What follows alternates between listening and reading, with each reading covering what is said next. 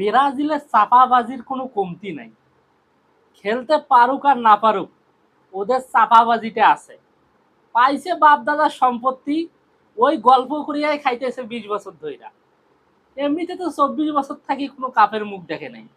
মরক্কোর খেলার আগে যে গল্পটা করছে, ওরা নাকি 3 গোল দেবে, 4 গোল দেবে।